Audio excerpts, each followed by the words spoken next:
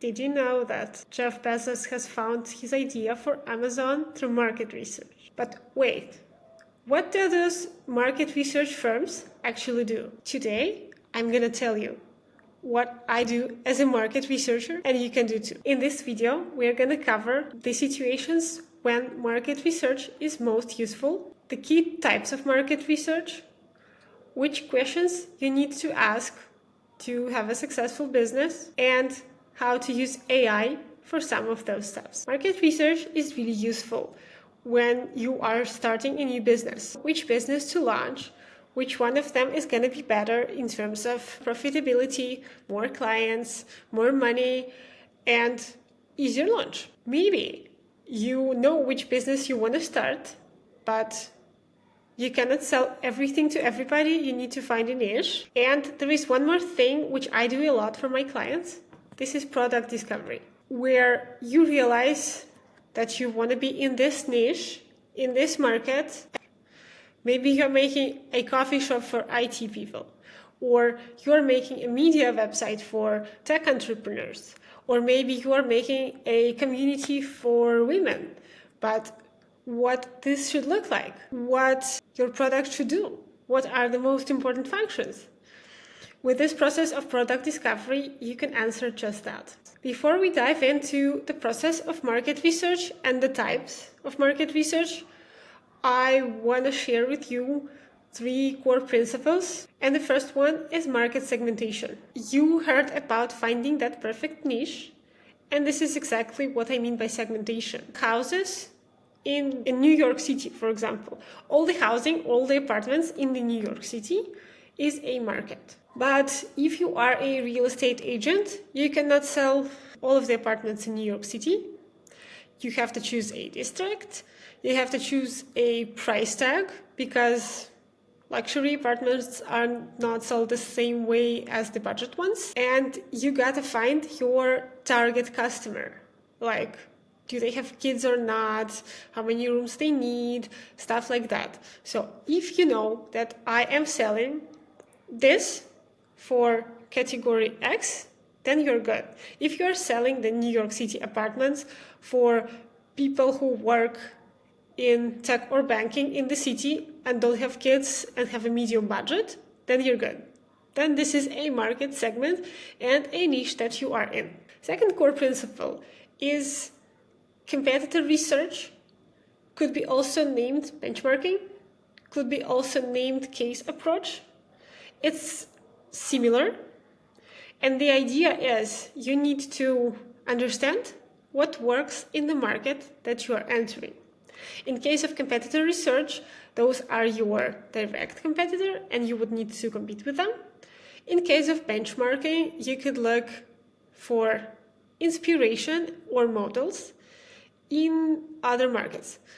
With this example from New York City, you can look at how housing market works, for example, in San Francisco, and jump to some conclusions in terms of logic, in terms of business model, with that example. Competitor research or benchmarking is really useful in terms of business model, in terms of product, in terms of pricing, and also creatives and other elements of marketing if you are launching a campaign. And the third principle is market breakdown. You could call this a market equation, because a market is actually the number of customers times how much they pay. And if it's the advertising model, so the people who use your product do not pay you directly, this means that there is the advertising model most likely in place, and it means that it's the audience times CPM. And the reason you need market breakdown is to understand how many customers are actually here in this market. Is it a market with a lot of customers, such as mostly B2C markets are, or maybe it's a market with, 3 customers if you are in something like cybersecurity or selling products to national defense. So with those 3 principles, you need to understand the types of market research. So before we jump to the key questions for your market research, you need to understand that there are 2 big types of market research. The first one is competitor analysis, and the second one is customer analysis. They usually differ not by the person you are researching, but they are also very different in nature of how you do it. Competitor analysis you usually do as desktop research. You search for information online, you look for people's posts on social media. LinkedIn is super great for that. So if you found your competitor, find their employees, follow them on LinkedIn, especially if they are active, and it's a great way. But with customer analysis, you usually have a lot of customers, and you can and should talk to them. And customer analysis is often called CusDevs or customer development. And the reason this is so is because you do not ask your customer directly if they want the product or not, because they are not going to be sincere in the way that they sometimes don't know what they want. As Henry Ford famously said, that clients usually want not a car, but a faster horse, in the way that they only know about existing products only so far, but they are happy to talk about their problems, or as we call them, pain points. And these are customer interviews. So you want to launch a new business. 5 great questions to know about your market in your beginner level market research, or not only beginner level. These are 5 great questions to know about your market. First, because they help you understand your customers and competitors. And second, because if you are starting a venture startup, you're going to attract investors. And trust me, investors are going to ask exactly these questions. It happened to me before. Literally every one of those questions has been asked by investors, so follow through. The first question about your market is what you're selling to whom. I've mentioned this before. You are selling mid-priced New York apartments to the employees of the city, or you are selling a subscription data analytics service to mid-size agencies, or you are selling AI assistants to people who are developers. So you should understand who your customer persona is and what their need is. And sometimes this is tricky because the need could be below the surface. For example, the person who is buying an AI assistant is not buying assistance. They are actually buying their time back, meaning that the AI assistant should not only produce the answers, they should produce the answers in a way that it's fast and time-saving. The second great question: how do people solve this need now without your product? And how much do they pay for it? And this is really important to understand, because even if you have 0 competitors, or you seem to have 0 competitors, you usually have so-called indirect competitors, meaning if the need exists, people solve it somehow. For example, if people are in need of assistance, they hire assistants. If there are no assistants available, the solution is doing something themselves. This is your indirect competitor for your analytics service, for example, or your AI assistant. And believe me, for so many products, your competitor is a Google Sheets table or a Notion document, for example. And you should understand how this works now. Do they pay for it? And can you make your solution either so much better that they switch, or so much better that they start paying for it if they currently don't?